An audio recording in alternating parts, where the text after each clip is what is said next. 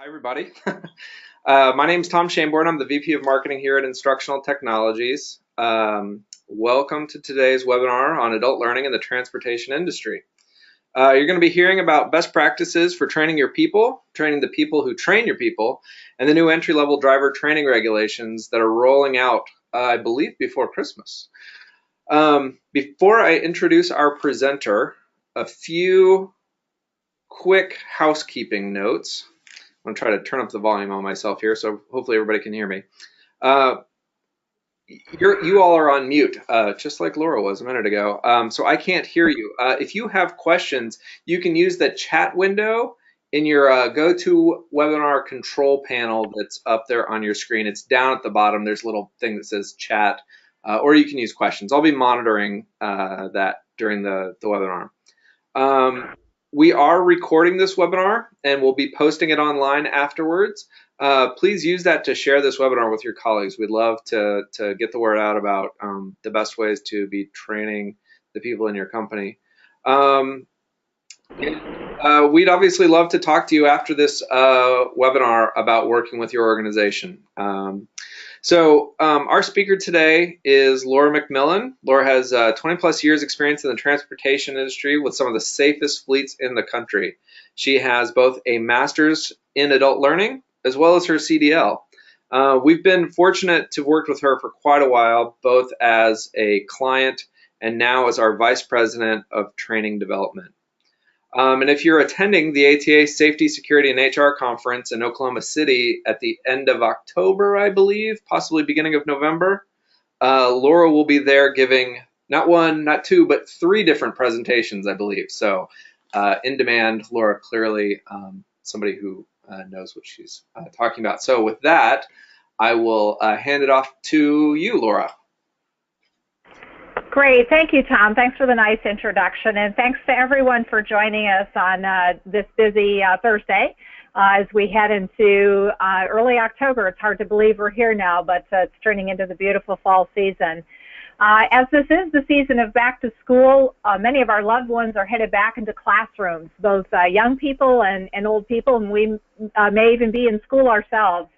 And their learning experiences are in the hands of a variety of teachers with different experience and different kinds of personalities. And some teachers go through extensive training to learn how to teach. They become professional teachers. But many teachers land in a position of training, especially in corporate training, being promoted into that position, basically based on their experience and their background and their ability to work with people. And that is certainly the case in our industry, whether we promote from within a driver, experienced driver, to teach entry-level CDL-seeking drivers, or we promote an experienced driver to orientate new employees into our companies. So let me share an example from our industry that may sound familiar to you.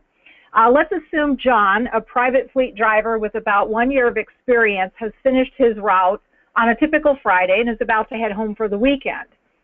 And his manager contacts him and asks that he stops in the office before he heads home for the weekend. He says he has some good news for John.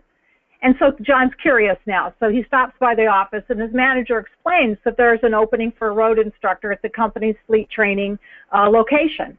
And the manager says, John, you came to mind because you're doing so well. Your safety stats are great and on-time delivery record is wonderful, but most of all, people really like you. And so John's reaction is, well, that job sounds interesting, but if I'm doing so well driving, why would you want me to come off the road and teach? And his manager just simply says, we want our best people to be a role model for new drivers joining our company. And besides that, many people can learn to drive. You can teach those skills, but it takes special skills to be a trainer. And so John left his manager's office for the weekend and kind of scratching his head, pondering this promotion opportunity laid out in front of him. So does that situation kind of sound familiar? In many ways, this is an ideal way to promote someone. Somebody that has the experience that John has, great performance record, great people skills. That's a solid combination to promote to a trainer. But we may often make the mistake of thinking a driver that has lots and lots of years of experience has to be the best trainer, just simply because they have lots of years behind them. Tom, would you mind flipping to the next slide, please? It's certainly possible that the experienced driver in our fleet can train others how to drive safely, because those skills are trainable. But the skills to train someone, the skills of being a teacher, are different. It's a completely different skill set. Yes, you need to have some driving experience if you're going to teach other drivers or teach them to achieve their CDL. You certainly have to have some driving experience.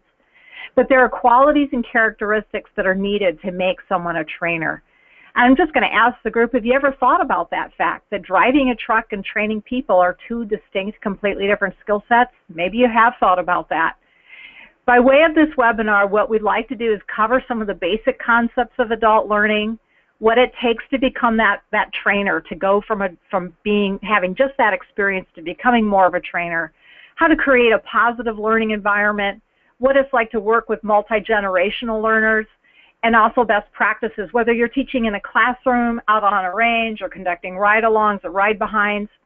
And as Tom mentioned, we're also going to provide a quick summary of the anticipated new rules concerning training of entry-level drivers, those seeking CDLs, which the Federal Motor Carrier Safety Administration just recently noted that they do plan on finalizing and publishing by the end of this year. Tom, next slide, please. So why train your trainers? Well, quite frankly, employees who are offered training to better themselves, especially if they're being offered a promotion opportunity to train others, they tend to stay at companies that they work for. They feel the company's investing in them by providing them training, by providing them, in particular, professional skills training, like helping them become a teacher. Good training is often characterized by the level of support, engagement, and interactivity that a trainer provides. And as we'll see later in this presentation, this webinar, the better the training delivery, the more knowledge and skills are retained, remembered, and used back on the job. So good training does lead to better retention, and we'll see that in a few slides downstream here. Lastly, smoother operations come from better training. If training is not done well in the first place, it often leads to safety and performance problems that need to be corrected later, which is disruptive and costly to operations. Who wants that? Choosing the right people to become trainers and making the investment in training your trainers has some very important dividends, especially as we consider the current stage of driver shortage. Next slide, please. So what is the forecast? Well, it's no secret that there's a driver shortage. The American Trucking Association reports that for the next several years, the industry will experience a pretty significant shortage of drivers. This graphic is not pleasant to look at because it looks like the mid-Atlantic trench. You know, it's a deep trench of a shortage. Current year projections were about 70,000 short of driver capacity. By the year 2024, it's projected to be up to 175,000 short of drivers. So not good. So we're faced with a new normal of what do we do with that? In general, the estimates are that the industry will be short by 80 to 90,000 drivers per year. So what this means for drivers, of course, who are on the supplier side of this economic chain, with a CDL and a clean driving record, the prospects are great for those who drive for a living, right? They have choices, and they can be very choosy about where they want to go. And the prospects, by the way, are equally good for those who train drivers, either by helping them attain a CDL or working at a company and training experienced drivers to become safer and more productive for that company. So there's two ways to look at this. The driver shortage certainly is overwhelming in the sense of how do we get our product moved and how do we retain the drivers that we have. But we also want to be looking at how do we take advantage of the drivers that we do have and retaining them. Can we create a promotional path for them to help keep them?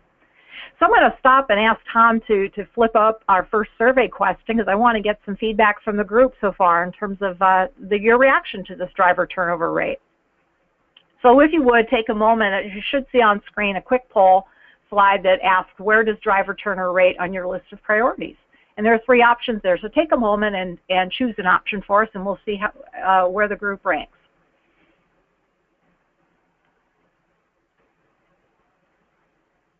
It looks like we're up to about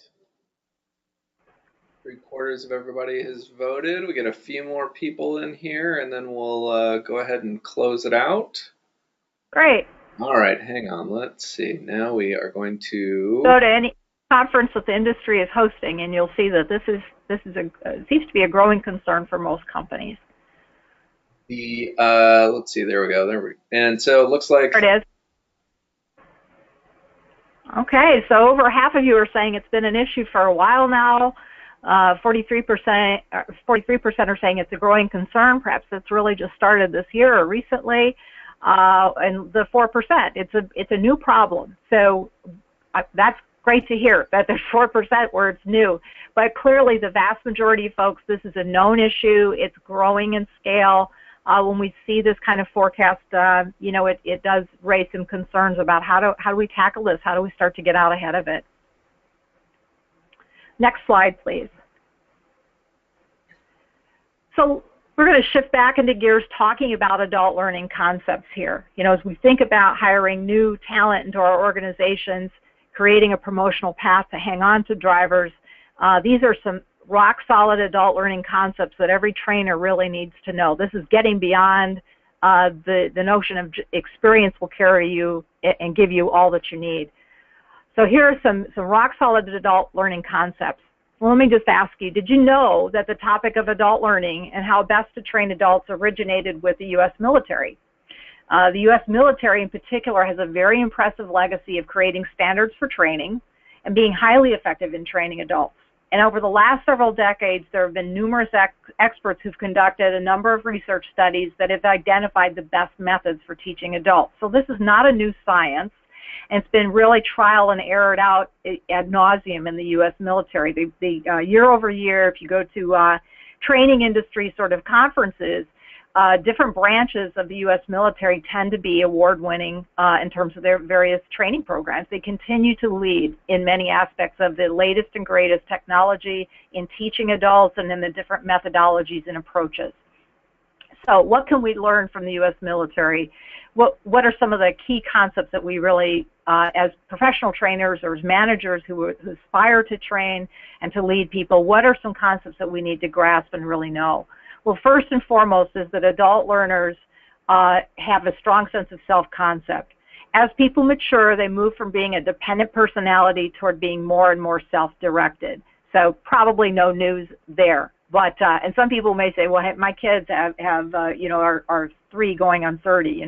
They have their own sense of self-concept, and it's true that children can show that. But certainly, as we mature, we have a very strong sense of that of ownership of our self and our self-direction. Experience. As people mature, they amass a growing set of experiences that provide a resource for learning. In other words, new learning environments or new situations that people are put into, as an example, if they're obtaining their CDL and they're learning the skills of defensive driving. Well, people usually have experience in their own personal vehicles, and so there's almost a sense that they have to unlearn a few things before they can really take on this new learning of how to handle a much larger vehicle with a lot more responsibility. But it all begins with some experience that adult learners often need to turn back to build their learning experience upon. Readiness to learn. As people mature, they are more interested in learning subjects that have immediate relevance to their personal life or to their jobs. So readiness to learn and relevance are really big and actually very tied to each other. Orientation to learning. As people mature, their time perspective changes from gathering knowledge for the future to immediate application of knowledge. So as we're growing up, often subjects are presented as someday you may need to know this, or for a chosen career down the road, or for college preparation, or for technical school, you need to know these things, but you don't need to use them right now. But that really shifts with adult learners. Adult learners are more problem-centered rather than subject-centered, and so adult learners in general don't just learn for learning's sake. They usually have a specific need to learn something and pursue learning about it as they need it for their personal life, enrichment, or for a job. Motivation. As people mature, they become more motivated by various sort of internal incentives, such as a need for self-esteem, curiosity, the satisfaction of accomplishment, achievement, etc. And then lastly, but very important, is relevance. As adult learners, we need to know why we need to learn something. There has to be a rationale behind it. Because adults manage other aspects of their lives beyond their job, they're capable of directing or at least assisting in the planning and implementation of their own learning. So adult learners like to craft or create their own curriculum, their own learning topics and subjects, and that's become even more pointed as the technology has allowed people to choose their own learning path or to choose their own topics.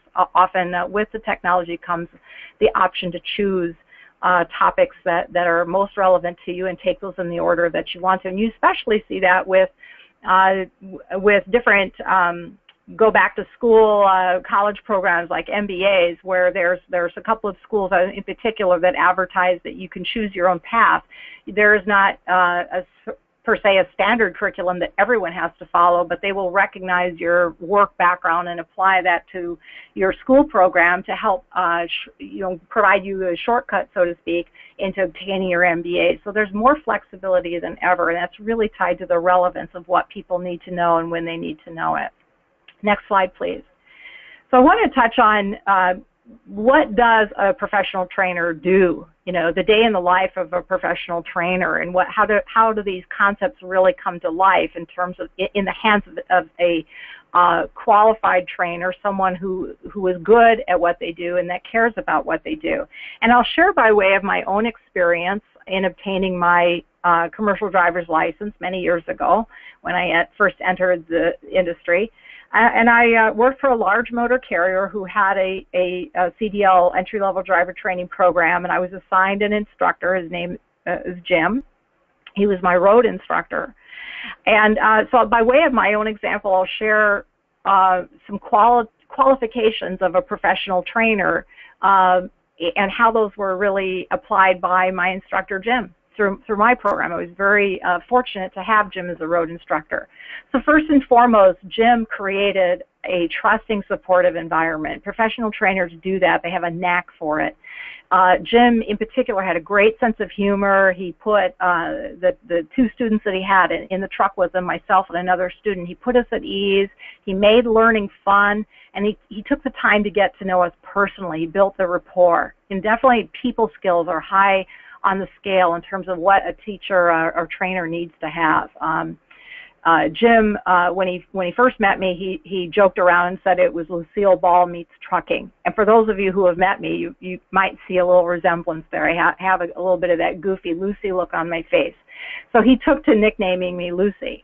And that carried through the training. It was just fun. It was just something we did, and we used it in a fun way, not to make fun of me, but in a fun way to keep things light. Because frankly, earning your CDL it was quite a task. It was quite the undertaking. And for those of you who are in training for a CDL or who have undertaken that, you know what I'm referring to. There's a lot to learn, and there's a lot of stress, especially as you anticipate taking the CDL test. There's a lot you need to know and be able to do.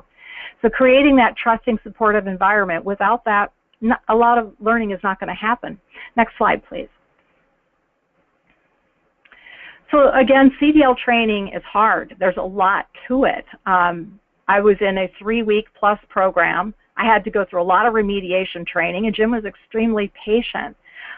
Jim planned and organized and coordinated our training events every day. We had a set curriculum. But every day he would communicate exactly what we were going to do, what the day's agenda was, what I needed to work on, where I was really good, things I needed to work on, and he also communicated that to the other students. So we always knew where we stood. We didn't have to sit there and guess or wonder what's happening next or where do we go now. Jim clearly communicated that, and that's a feature of every good trainer. They do plan, organize, and coordinate training events very closely. Next slide, please. So what else did Jim do? As a professional trainer, he always tied training to practical use. So in our curriculum, we moved from classroom to hands-on vehicle inspection practice to the backing range to the behind-the-wheel road experiences. So Jim managed that daily agenda very seamlessly. He sort of bird-dogged us through the whole curriculum. He would carefully move us from classroom topics, and then he would work to always tie it to practical application. So for example, pre-trip inspection. So there was classroom material. We would go through all the different vehicle components in the classroom setting. The classroom instructor would talk through that. Well, Jim would know that on that particular day we had been introduced to the components, so he would spend extra special time at the truck doing the walk-arounds under the hood, making sure we were able to apply everything we had just learned using a vehicle inspection checklist, and then even at the end of the day complete another walk-around and do a mock DVIR, a driver vehicle inspection report, at the end of the day. So he was always tying training of the day to practical use. Again, very important to adult learners to have that practical application and relevancy. Next slide, please. Professional trainers also, here's what they don't do. They don't put people on the spot. Now, some people will say that that competition can be useful. The competition can be a motivator to help people learn. Let me just say that's not useful for everyone, especially in high stress or high stakes training situations. Putting people on the spot with new information or skills, or where they have a high probability of maybe not getting it right and sort of be shamed in front of a group, is a great way to kill a learning environment, an otherwise good learning environment. So be very careful with competitive environments. There's a time to do that and a time when a professional trainer knows not to do that. With Jim, he certainly didn't put us on the spot, but we had to do our thing. We had to demonstrate our abilities. And so he again used a lot of levity of humor.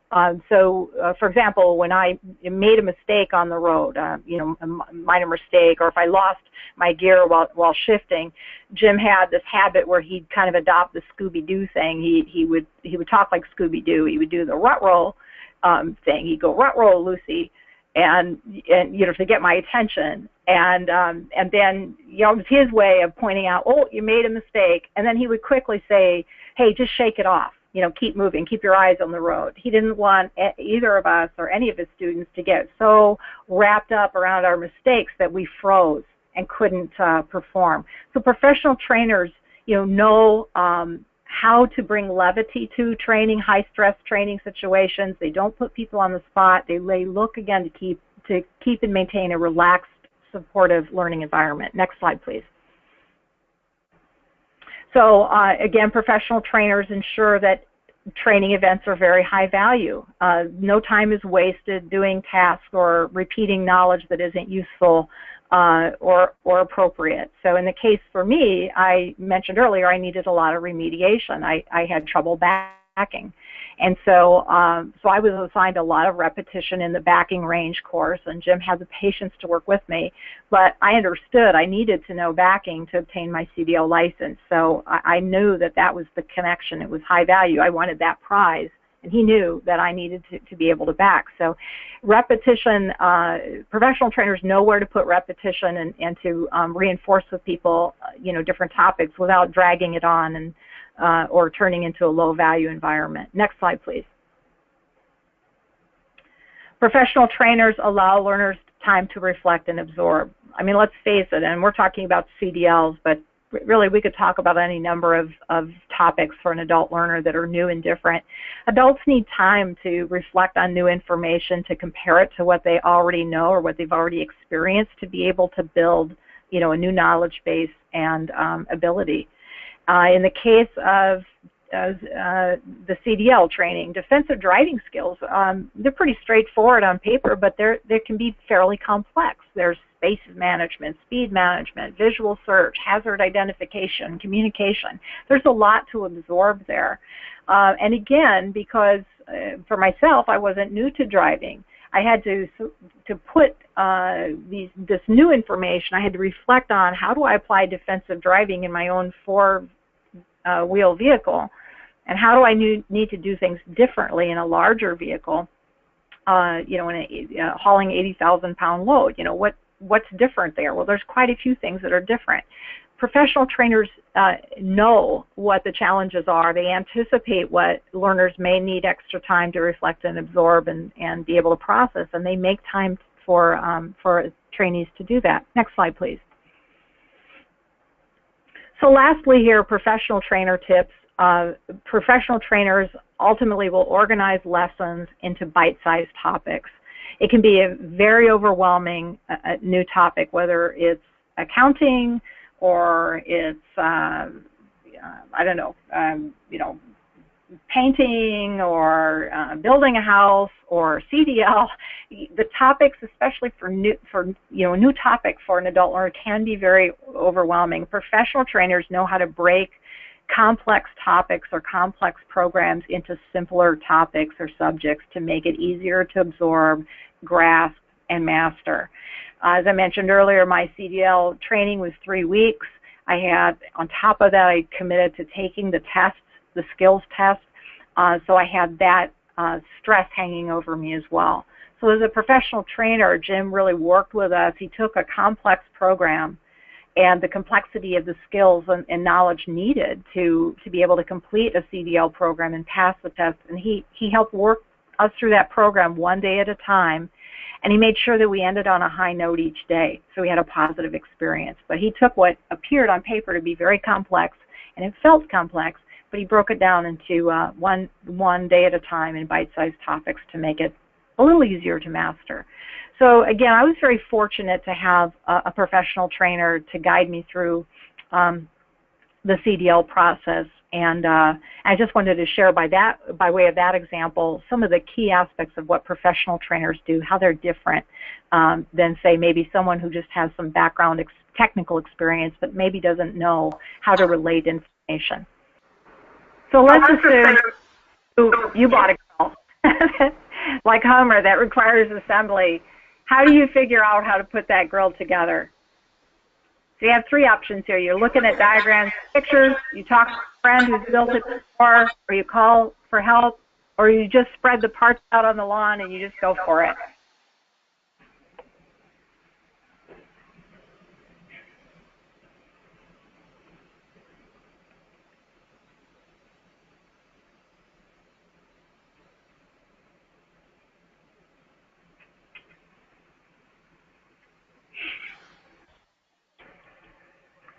All right, looks like we've gotten everybody voted here, so now I'm going to close the poll and share the results. Wow. Oh, wow. I think the video may have impacted how people admitting they spread the parts out. So what does that say about us learners? We've been talking about what professional trainers do and qualities of professional trainers and the environment they create, but ultimately what this all comes to is how we learn, how we process information and absorb it and use it. So for the majority of folks on the call here, it looks like you're visual learners. You look at diagrams and pictures to help guide how you process information, how you learn things. Pictures, videos, diagrams are all pretty important for the visual learner. The auditory learners have a tendency to want to lean on listening and talking to others. Like group discussions are very beneficial. Talking to someone who's had the experience before and listening to them is how auditory learners prefer to learn something new. And then, of course, the hands-on, we have, like the Homer Simpson example, they, rip open the box, spread the parts on the lawn, and not to make fun of this, but because this can be very useful. And the fact is, as adult learners, we tend to be hands-on learners. But hands-on learners are tactile or a fancier term would be kinesthetic learners. They learn by doing. They may observe by way of demonstration first, somebody doing something, but they often can become impatient listening to others or reading instructions or looking at pictures. They basically just want to get their hands on it and figure it out, trial and error style. So vast majority of everyone on the phone here looks like they're in that visual space, and I can certainly relate to that. Next slide, please. Okay, so you've probably heard the expression, the learning curve, and that usually refers to how long it takes to learn something new, which of course varies from person to person. And similarly, everyone faces something called a forgetting curve during their initial learning process. The forgetting curve is how quickly people forget new information within 24 hours of learning it and are unable to recall new knowledge or be able to demonstrate new skills that they learned the previous day. There's a research group, the National Training Labs in Bethel, Maine, and they've conducted a 2-decade study evaluating methods of teaching and determining how adults remember and their ability to transfer learning back to their job.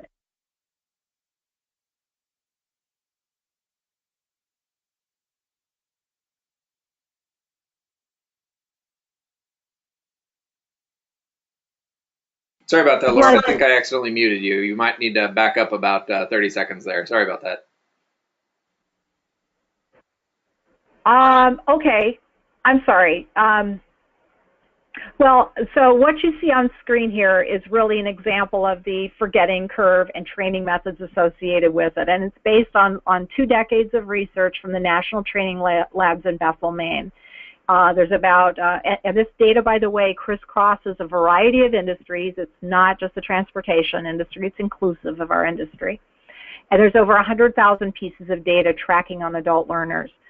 So just in summary, and I know there's a lot of data and information on the screen to sort of look at and absorb here, and we'll talk a little through this, but I do want to point out that this diagram, and the data behind it is important to people who want to be professional trainers. This is a must-know sort of piece of information. You'll note on the image that there's a split between traditional passive and active training methods. And as you can see, using passive methods can put and maybe even keep your trainees in a forgetting curve. The more active methods you use, the better retention of information and the better performance you'll see from your trainees or your learners. And that's going to help slow down that forgetting curve considerably. You'll notice that even at the bottom, even when people teach others or there's an immediate use of information, there still can be a slippage of the ability to remember information or apply it. But as you go up the scale and you're more active in your method and your approach in teaching others, you are going to help slow down that forgetting curve and increase the retention. Professional trainers use this information to help them construct the learning experiences that are memorable, and they can do that best when they use a strategy of using different methods to teach. So when we looked at that video earlier, and it showed the difference between visual hands-on learners and kind of comical about the hands-on learners, but again, since adult learners do tend to learn best by doing and are typically very hands-on in their learning, it's really not surprising that practice by doing and teaching others and immediate use ranks so high here. But for the managers and trainers out there on the call today, make sure to incorporate as many active methods as you can and limit the passive methods like one-way lectures or telling endless war stories or death by PowerPoint. You know what I'm talking about, Limit that to ensure your trainees have the best experience. Next slide, please. So up to this point, we've talked about common themes for all adult learners. Okay, just as a general pool, as we mature, this is how adult learners learn and what our preferences are. But we should also take into consideration that the workforce has several generations of learners. Each generation has a unique learning style and different preferences, as well as specific motivators for engaging individuals in the learning process. And that's developed by the work history of the parents of people that are in Gen X and millennials in this example, their experience in the educational system and the learning methods that they've been exposed to already.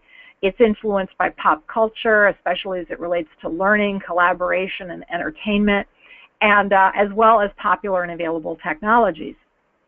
So it's not really a surprise to folks, but the average age of drivers entering the trucking industry is still in the low 40s. And that group is considered Gen X, Generation X workers. But what we're seeing is a shift. We're seeing an increasing shortage of drivers, which we talked about before, and that's leading to companies appealing to Gen Y, or Generation Y, also referred to as millennials, to join the trucking industry or transportation industry. So here are some special tips for working with recruits from different generations when you're faced with multi-generational situations. So on the left hand, we've got the joystick people, the Gen Xers, which are the late 30s through 40s So the Gen X learners grew up with computers, and they lived through the early development of the internet. The Gen Xers were the first latchkey kids. They learned how to be independent at an early age. And after seeing a lot of widespread layoffs of their workaholic parents, this generation has a definite desire for that work-life balance. In fact, they resist becoming workaholics. So the general preferences, when you think about a learning experience for these Gen X folks, would include things like keeping in mind that Gen Xers prefer to learn by doing. They prefer independent, self-directed learning, including doing their own research or doing their own projects. They like lots of activity. They like to do, lots of walk-around activities. They may enjoy some game activities or to engage them. Gen Xers are comfortable with technology. They don't use it excessively, but they use technology wherever possible, including online training and testing. They prefer immediate feedback, and they like support materials after the training event. And they will turn to a computer before they turn to books for reference material. So what about millennials, the Gen Ys? Millennials tend to be in that 20s through mid-30s group. And millennials have grown up in the internet years. And they're used to extensive technology. They're used to multitasking and believe that they're actually pretty good at multitasking. And although much of their social life is conducted online, they do prefer collaborative team environments. So for those who are working with millennial learners, some things to keep in mind when you're training a group of millennials or working with this audience. Again, even though there's a comfort with technology, millennials do like collaborative learning environments where there's lots of peer-to-peer interaction. They enjoy fast-moving interactive activities. They like things short and sweet. They don't like long lectures or long explanations.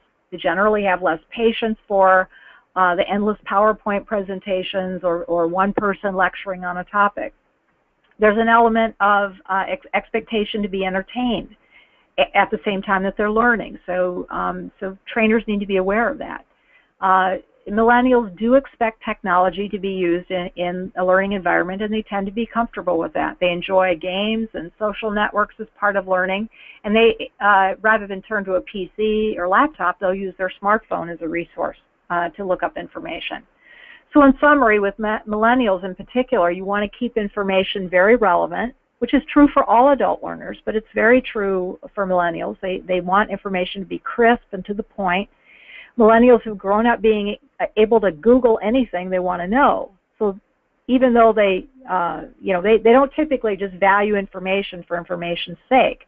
Unlike baby boomers, like myself, and Gen Xers, millennials were raised in less authoritarian sort of environments, so they see their role, trainers need to see their role as less of, I'm the boss, I'm the master of what I do, I'm showing you what trucking really is. And they need to be more about mentoring a millennial, because millennials don't take well to that authoritarian type of environment where older generations of learners were more comfortable with that. In other words, the trainer who is working with millennials should really be the guide at your side and not the sage on the stage. Less of that. More of the guide at your side, less of the sage on the stage.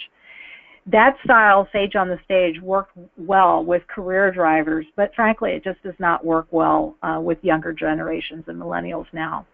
So a couple of last points I want to make on millennials, because you can rarely go to a conference and not find a topic on the agenda at ATA or NPTC or TCA or any of the industry conferences, and hiring of millennials, attracting them to the industry, training them tend to be popular topics. So one point I'd like to make in working with a variety of companies and working for a company that frankly hires a lot of millennials. At ITI, we have a very diverse production team of Gen Xers and millennials, and it's a very interesting diversity. And having them as part of our production team helps manage the quality of our product, frankly, because they're always evaluating the content for ways to make it more engaging and interactive as if they were consumers of the product. So it's very helpful to have a production team at our own company that is largely a mix of Gen X and a lot of millennials in the group. For companies that are seeking to attract millennials to transportation and keep them at their companies, what I've seen smart companies, forward-leaning companies do is they consider choosing younger, less experienced drivers to become trainers.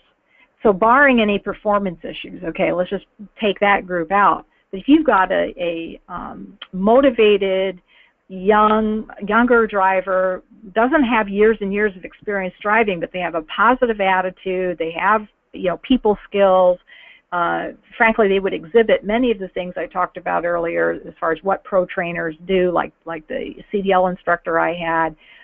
Many forward-leaning companies are considering promoting individuals like that, less experienced drivers, to a training role, basically to create a peer instructor effect.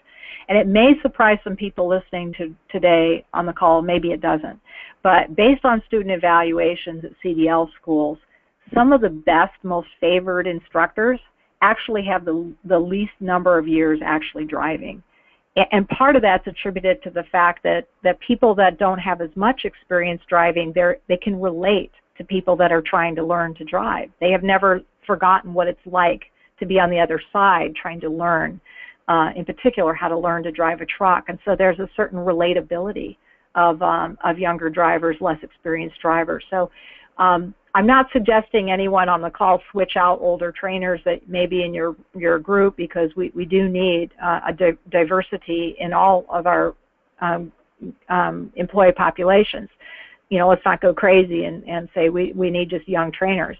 But we are in a new normal. We are facing significant driver shortages, and we may want to be thinking about how we hire and evaluate drivers for the role of trainer, and look for ways to create a promotional path at our companies for millennials to be attracted to. So enough about that. Next slide, please.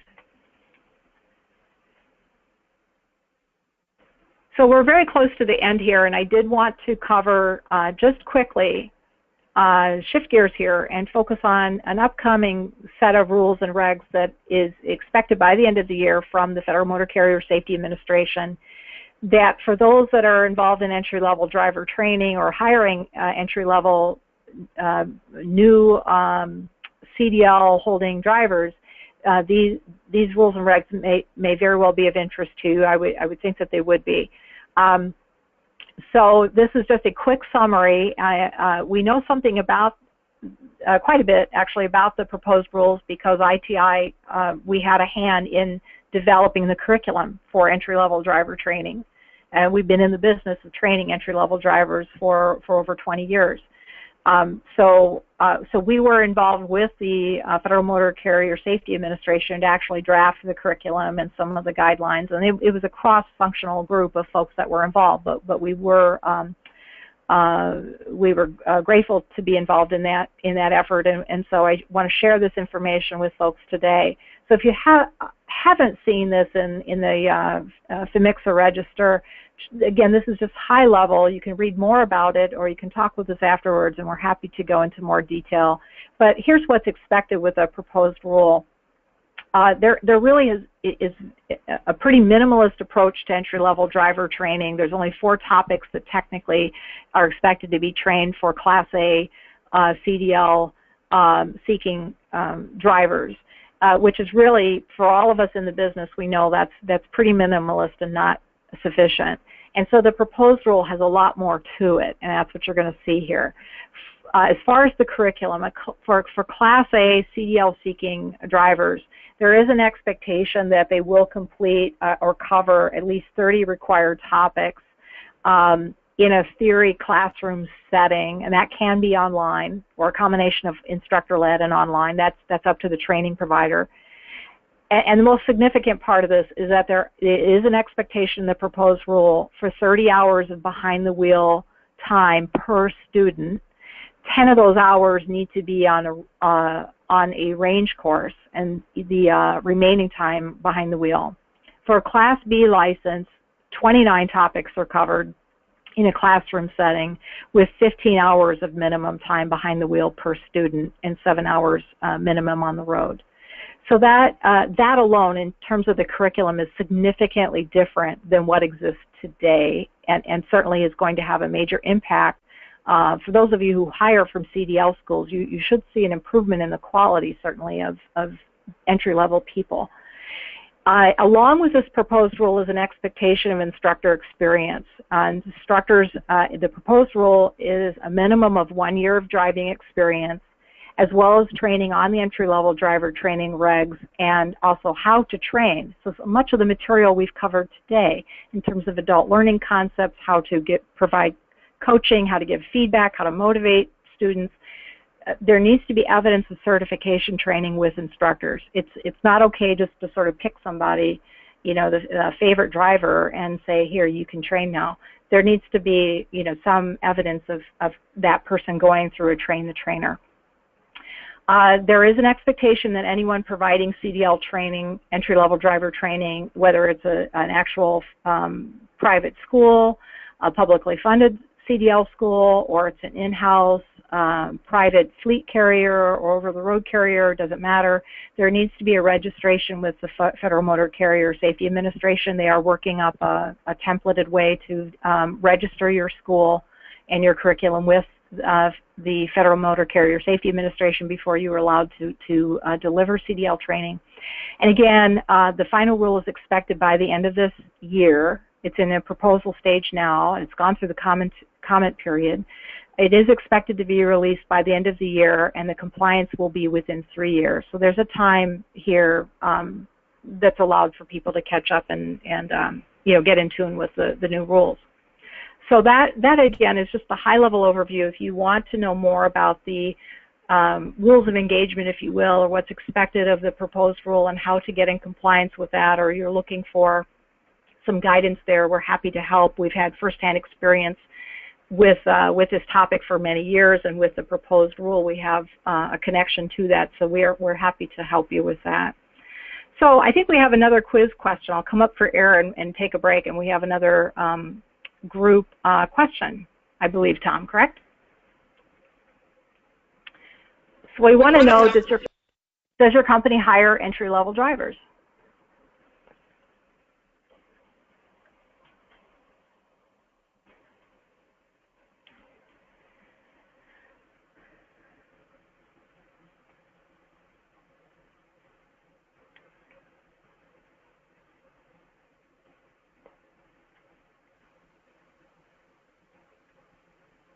Okay, it looks like we're up to about 80% of the people have voted. Get a few more votes in here, and then we will close the poll and show the answers. All right, let's go ahead and close this and share. Okay. Right. So I was expecting that we certainly would have some folks that are already in the mode of hiring entry level, but that the majority, and it looks like that's the case here, always strive for continuing to hire experienced drivers for the benefits of that, but they do see, and they are experiencing a shift of looking at entry level folks. I know that this is especially new and different for private fleets who have historically enjoyed being able to really be able to always promote from within, or have a pick of the litter, if you will, with experienced drivers. But we do know from our customer conversations that is shifting even for private fleets, and that's new and different. So thanks for that. And we have one more piece here, if you wouldn't mind advancing, Tom. So we just want to, before we go into a question and answer mode and open the floor for questions, we just want to point out from the perspective of what we can offer here at Instructional Technologies.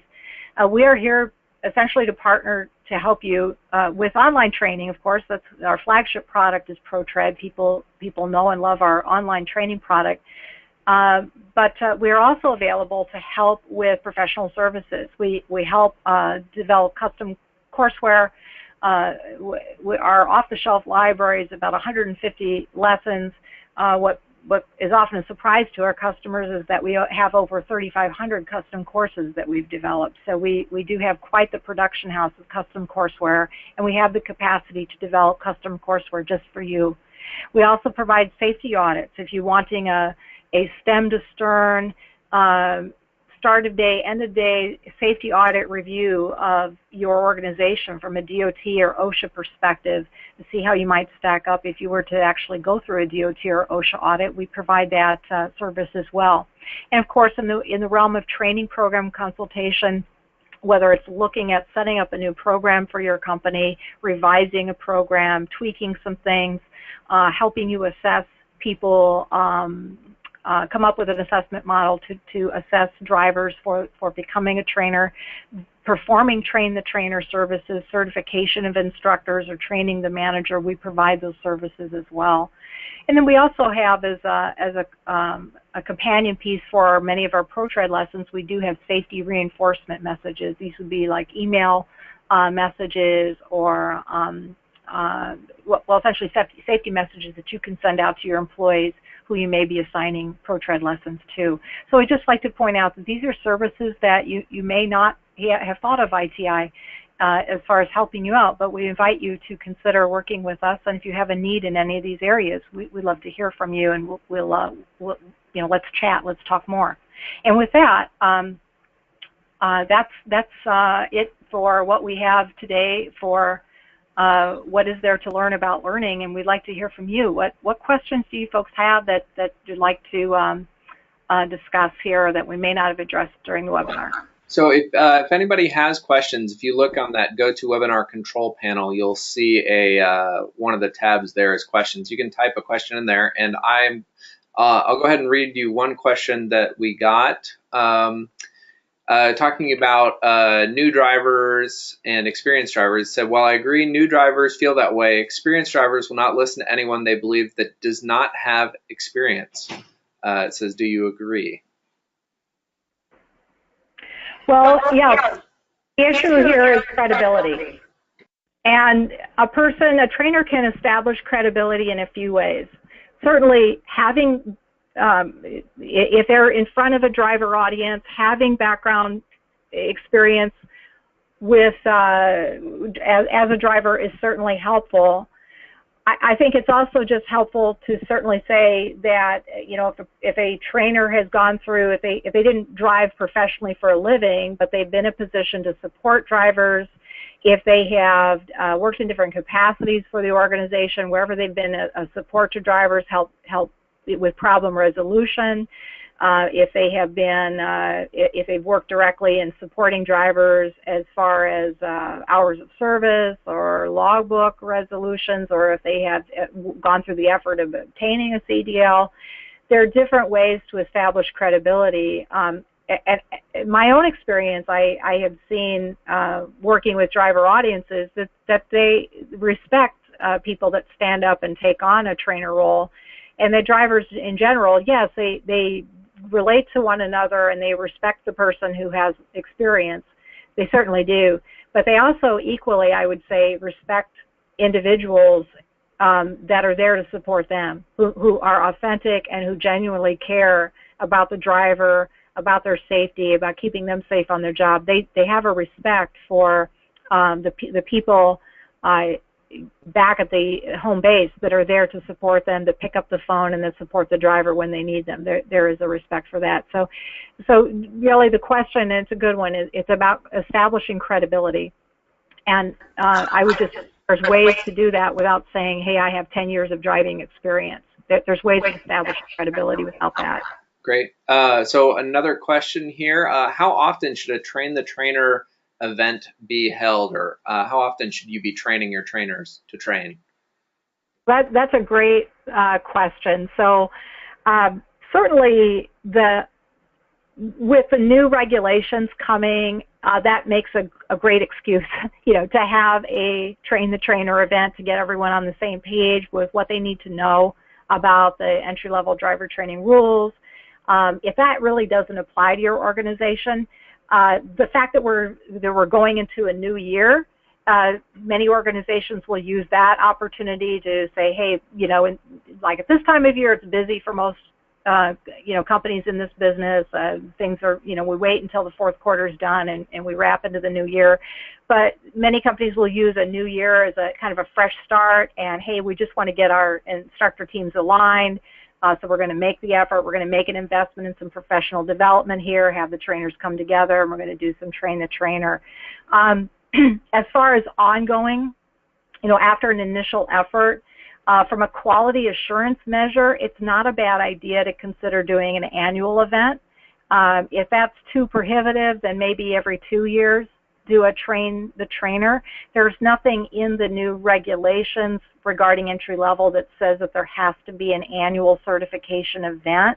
But just from your perspective as an organization that cares about the quality of training, the quality of experience that your new employees and your entry level drivers have, and just, a safety manager who cares, consider it a valuable professional development opportunity to have train the trainer on an annual basis if possible. Great. Another question here says, I'm running an experienced hire orientation program. With the forgetting curve in mind, what's the best practice for the most information retention for those types of drivers? Okay, so you have an experienced group. So frankly, leveraging the experience of those drivers is very value added. And that ranks high on that forgetting curve pyramid where, as far as retaining information, leverage the experience of the drivers in the room to have conversations. This is a good team in particular when you have a group of experienced drivers, and I know this can be controversial, so I'm going to say this up front, but using pictures of accident scenes. You don't have to use your own company's, you don't have to do the shame thing, you use your own company, but use pictures of accidents because that's an aha for many experienced drivers. And then not kind of like, telling war stories and going down, digressing too much, but using the discussion group opportunity to share experiences, and in particular, taking accident situations and doing a root cause analysis is really valuing the opinions of experienced drivers. It's saying, well, what happened here? What caused this? And you probably know all of that as the safety trainer and the safety manager. You probably did the diagnosis and you did, deep dive. The contributing factors in the root cause. But engaging the group in what do you think happened? Let's give you a little background information, but talk us through what happened and why. What would you do differently? Asking the group questions instead of telling them. With new people, they don't know what they don't know. So it's a little more challenging to have a discussion group when you're using pictures of accidents and root causing it. But with an experienced driver group, there's a lot to learn.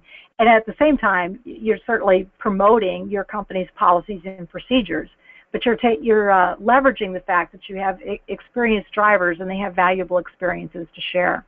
So that's just my 2 cents. Is wherever possible is, yes, you definitely have to get information across on policies and procedures. You have the paperwork party. You got to do the things you got to do when orienting new people. But use the wisdom of the group to help benefit everyone. All right, well, we are at 11 o'clock here on the West Coast, so I think that we're about an hour into this. So I think we will call this a wrap. And I want to thank everybody for joining us today. You should see an email from us here in the next hour or two, depending on how long it takes me to render this video out. And with a link to this and probably some other information. Thank you so much for joining us today, and we look forward to seeing you next time. Thank you, Laura, for your time. Appreciate it. Yeah, thanks, everyone.